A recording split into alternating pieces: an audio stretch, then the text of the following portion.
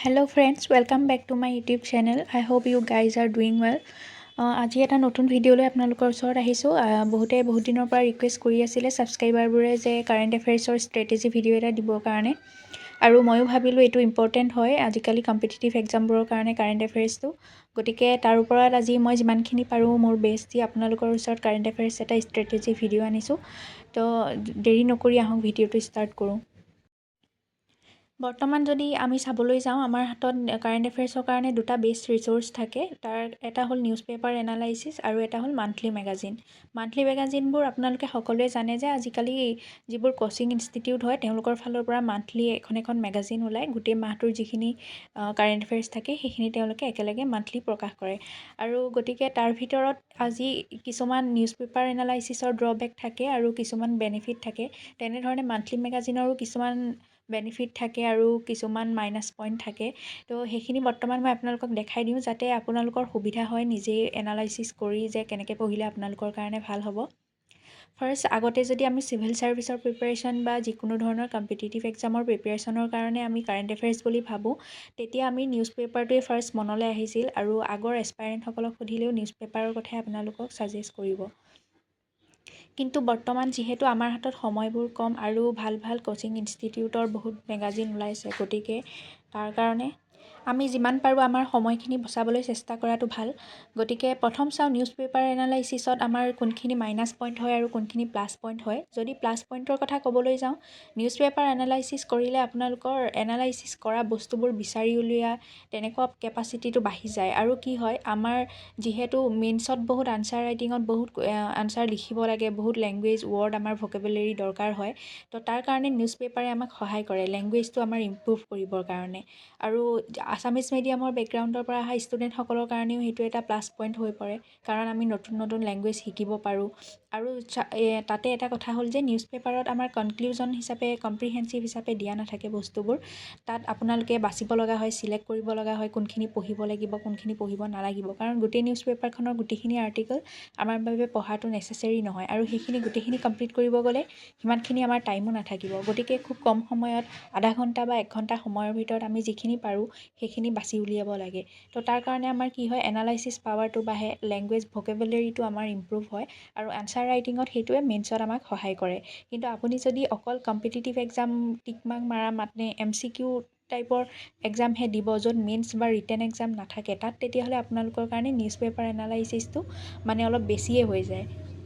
এতিয়া news paper এনালাইচিছৰ যদি negative point ক'বলৈ যাওঁ, তাত আপোনালোকৰ কি হয়, টাইমটো বহুত বেছি হৈ যায়। সিমানখিনি টাইম আজিকালি মানুহৰ হাততো নাথাকে, আৰু প্ৰিপেৰেশ্যনতো আপোনালোকৰ বাবে সময় কমি যাব যদি আপোনালোকে অকল নিউজ পেপাৰ এনালাইচিছত ইমানখিনি সময় দি দিয়ে। তাৰ উপৰি তাত আপোনালোকে বহুত চিলেকশ্যন কৰিব লগা হয়, যাৰ কাৰণে আপোনালোক যদি নিউ এছপাইৰেণ্ট হয়, নতুনকৈ জাৰ্ণিটো ষ্টাৰ্ট কৰিছে, তেতিয়াহ'লে আপোনালোকৰ সিমানখিনি ধৰক আইডিয়া নাথাকে যে কোনখিনি আপুনি চিলেক্ট কৰি পঢ়িব নপঢ়িব। তো সেইটোতো কিছু পৰিমাণে প্ৰব্লেম দেখা দিয়া যায়।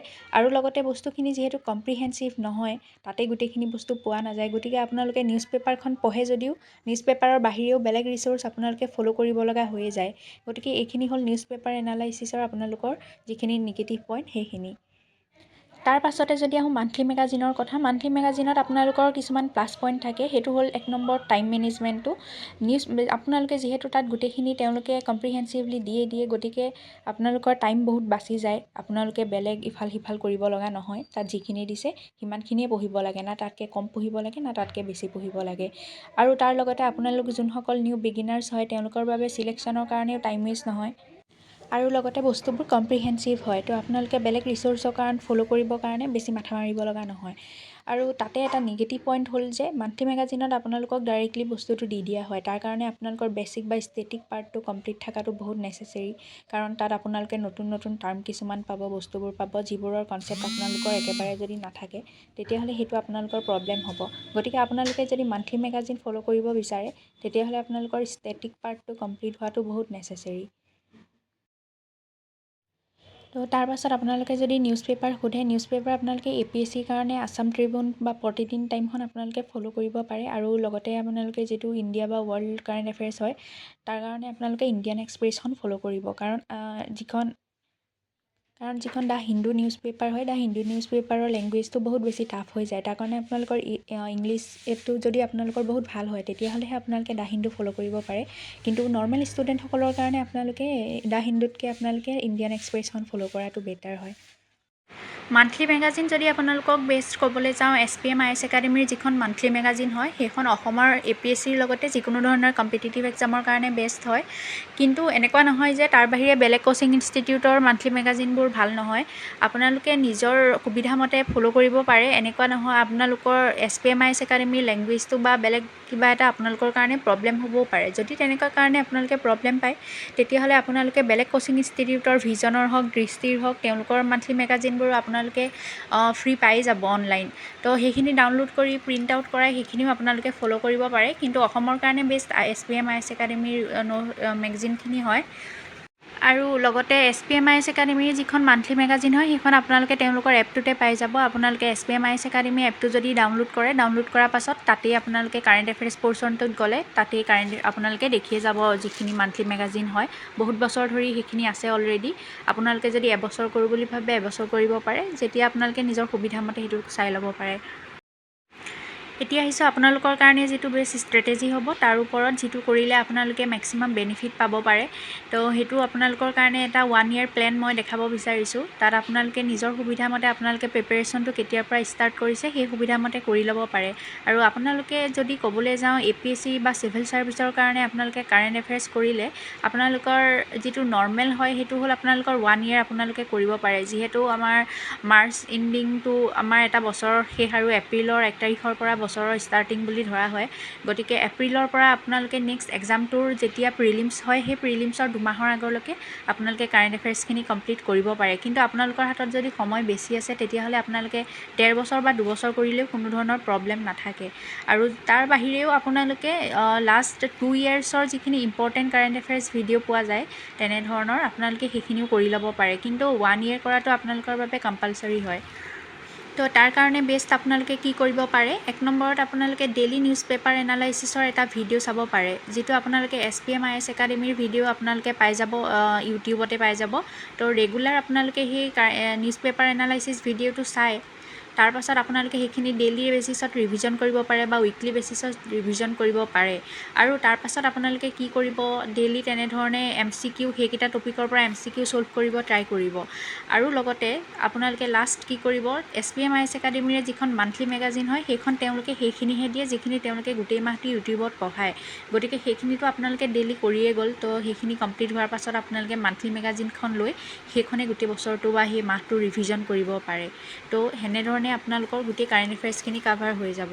আৰু SPM-IS একাডেমীৰখিনি যদি আপোনালোকে কিবা প্ৰব্লেম পায় তেতিয়াহ'লে আপোনালোকে দৃষ্টি IS-ৰ আপোনালোকে অনলাইন ডেইলি কাৰেণ্ট এফেয়াৰ্ছ আপোনালোকে পাই যাব।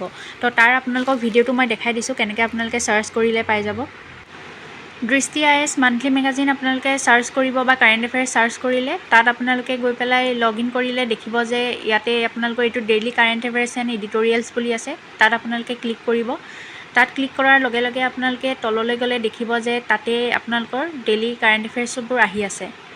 ইয়াতে মই দেখাই আছোঁ, এইটো ডেইলি কাৰেণ্ট এফেয়াৰ্ছ।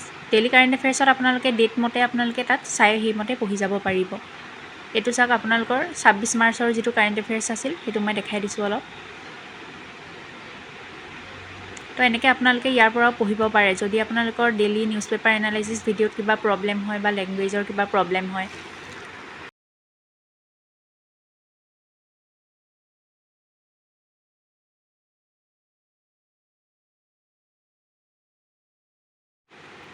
আৰু অসম স্পেচিফিক কাৰেণ্ট এফেয়াৰ্ছৰ কাৰণে আপোনালোকে ইউটিউবতে পাই যাব। ইউটিউবত গৈ SPM-IS একাডেমীৰ প্লে'লিষ্টত গ'লে আপোনালোকে দেখিব, ইয়াত মই দেখাইছোঁ ভিডিঅ'টোত আপোনালোকৰ